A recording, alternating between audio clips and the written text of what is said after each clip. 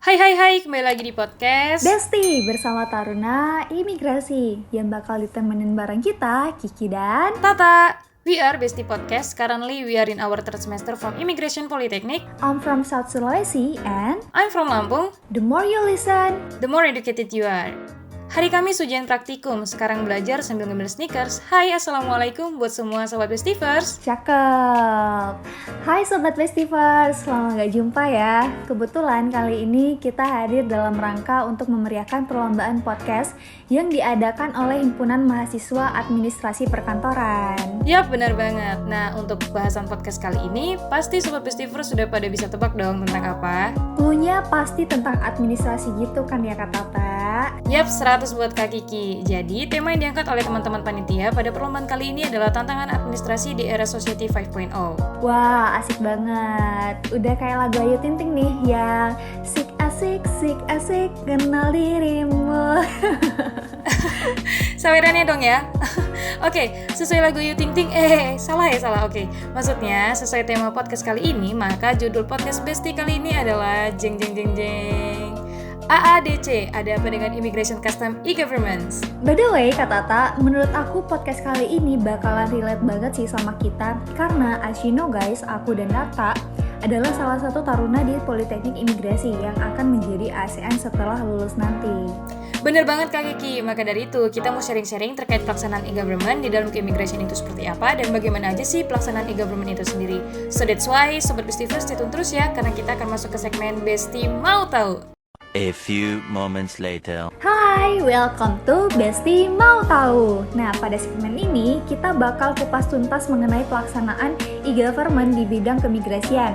Jadi bisa spill dong Kak Tata, gimana sih sistem administrasi di keimigrasian? Oke, nah jadi dalam keimigrasian sendiri kita punya yang namanya sistem SIMKIM atau Sistem Manajemen Informasi dan Komunikasi Keimigrasian, di mana SIMKIM berdasarkan UU nomor 6 tahun 2011 pasal 1 ayat 10 memiliki pengertian, yakni SIMKIM adalah sistem yang berfungsi untuk mengumpulkan, mengolah, dan menganalisis seluruh data mengenai keimigrasian. Yap, bener banget. Yang mana Sobat Bestivers harus pada tahu nih bahwa hal yang melatar belakangi lahirnya SIMKIM diantaranya 1. Adanya transisi Undang-Undang nomor 9 tahun 1992 menjadi Undang-Undang nomor 6 tahun 2011 tentang keimigrasian, dan yang kedua, terjadinya peningkatan arus lalu lintas melalui TPI sehingga sulitnya koordinasi dalam memproses data informasi di seluruh UPT imigrasi yang ada di Indonesia. Nah, maka dari itu dibuatlah database yang disebut dengan SIMKIM.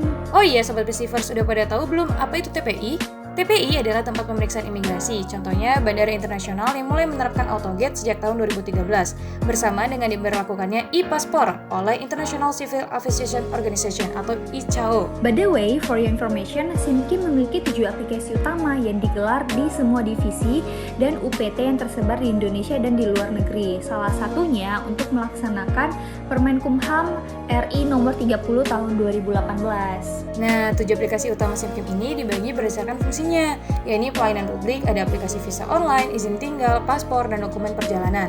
Serta untuk pengawasan terhadap orang asing dan WNI, ada aplikasi perlintasan, aplikasi penyidikan dan penindakan keimigrasian, aplikasi pendetensian, dan untuk meningkatkan kinerja pegawai juga terdapat aplikasi nih untuk mendukung operasionalnya, yang salah satunya seperti Susmaker. Salah satunya Apapo, yaitu aplikasi untuk melakukan antrian terhadap permohonan paspor yang sekarang diperbarui menjadi M-Pasport.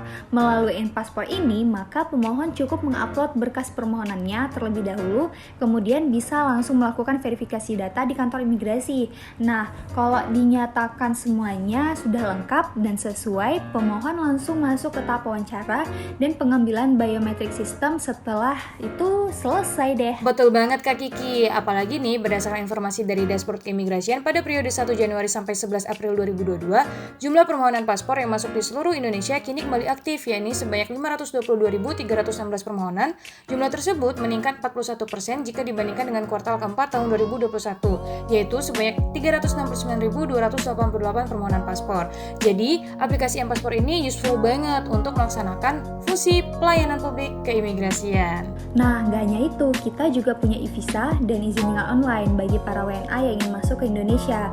Bisa daftar di website e-visa dan izin tinggal online. Lebih bagusnya lagi, di visa dan izin tinggal WNA saat ini ini memiliki QR code, jadi apabila terdapat WNA yang dianggap mencurigakan, maka petugas keimigrasian bisa langsung meminta dokumennya, lalu di-scanning deh. Oh iya Sobat Bestifers, jadi penggunaan izin tinggal online ini udah disahkan sejak tanggal 29 September 2017 ya oleh Direktorat Izin Tinggal dan Status Keimigrasian Direktorat Jenderal Imigrasi, yang mana pada tahun 2021 terdapat sekitar 340.000 penerbitan izin tinggal kunjungan dan meningkatnya permohonan sebesar 114% dibandingkan tahun 2020 atau setara dengan 159.123 penerbitan.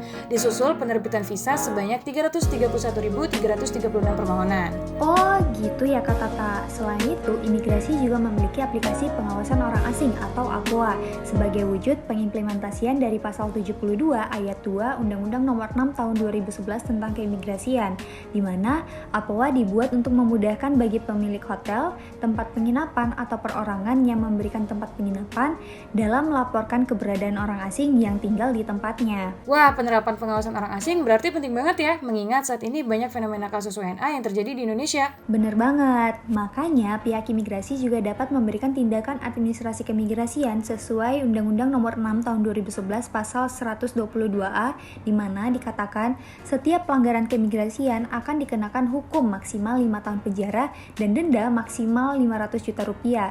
Dan jika ada yang overstay atau melanggar pasal 75, maka akan diberikan sanksi berupa pendeportasian. Mengingat zaman ini kita memasuki zaman yang serba digital, maka pihak imigrasi terus melahirkan inovasi pelayanan keimigrasian seperti yang sudah dijelaskan tadi. Pertama, cukup melalui scanning terhadap biometric system jenis facial recognition, lalu scanning data melalui barcode, kemudian juga ada M-Passport yang merangkas birokrasi permohonan agar lebih mudah, dan itu semua merupakan segelintir dari banyak inovasi pelayanan oleh pihak imigrasi berkat adanya penerapan e-government demi mewujudkan nilai government to citizen and government to government atau G2C and G2G. Yap, itu dia tadi secara nggak langsung kesimpulan podcast kita kali ini. Nah, aku mau ngutip nih perkataan Presiden RI yaitu Bapak Jokowi. Beliau mengatakan Indonesia akan tumbuh ketika infrastruktur, talenta, pemerintah, dan regulasi secara digital telah siap, sehingga terbangun ekonomi sistem masyarakat digital demi Indonesia maju. Wah, makin banyak nih nambah wawasan kitanya ya. Dan tentunya juga buat semua Sobat Bestifers yang lagi pada dengerin kita di rumah. So, terus dengerin podcast Besti bersama kita. Saya Kiki. Dan saya Tata. Thank you so much buat Sobat Bestifers. Sampai jumpa di podcast selanjutnya. Wassalamualaikum warahmatullahi wabarakatuh. Bye-bye. Bye-bye.